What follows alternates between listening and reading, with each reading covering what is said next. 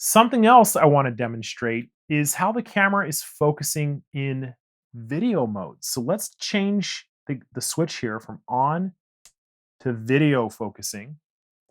And you can see that we have this new thing in here called servo AF. And I still have face detection on.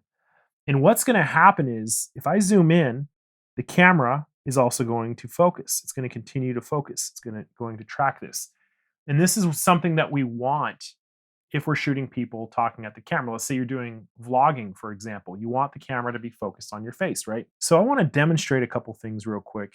Is that you'll notice that we don't have one shot or servo. We just have this AI servo for the video, right? But let's pick a small square, and I still have human eye detection turned on. So we have a square here, say right here, and I put my hand in front of the camera. The camera is looking into that box. And if I put that square back on the model, it jumps to the model. So what this means is the camera is continually adjusting with this servo AF if this is on. So the next technique I want to demonstrate is a little bit different. We have face detection on Danny right now, and we're going to turn this off. This is the Hollywood style rack zoom that you've seen virtually in every single movie ever made. So we have Danny here in front. So I'm using a single focusing square. You can see it's still trying to do eye detection. So I'm going to turn eye detection off. Why would you want to turn off eye detection? Because the camera, when it's looking for faces and eyes, it's going to jump on her face. And we don't want that this time. Danny's getting ready to do a workout video where she needs to lift this medicine ball back here. So Danny, I want you to keep looking forward. This is touch to focus. But you notice that when I touched on the medicine ball, Danny is now out of focus. You can touch back on her face, and instantly and smoothly the camera locks on.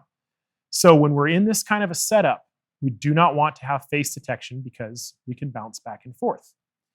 This technique is used to drive attention, where the director is telling the audience, I want you to look over here.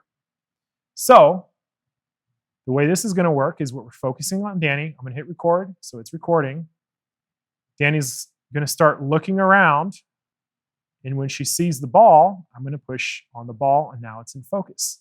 And if she turns around back at us, I would touch on her face, and that is how you do this with a one-person crew.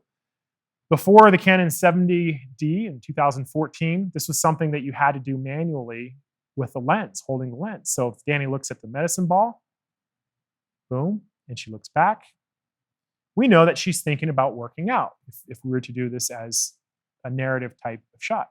And that is the rack zoom technique. Now, there are other times we may just want to turn this off.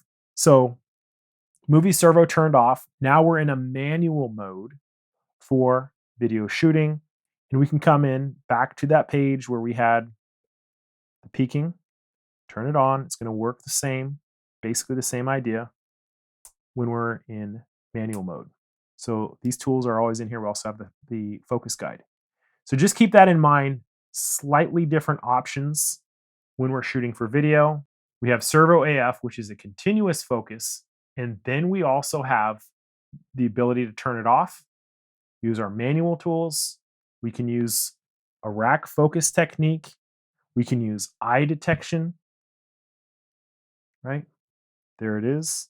Tons of focusing tools. And I will be demonstrating how to use these tools in different settings on the crash course, whether it's for sports or landscapes or portraits or videos. There's different strategies to using them.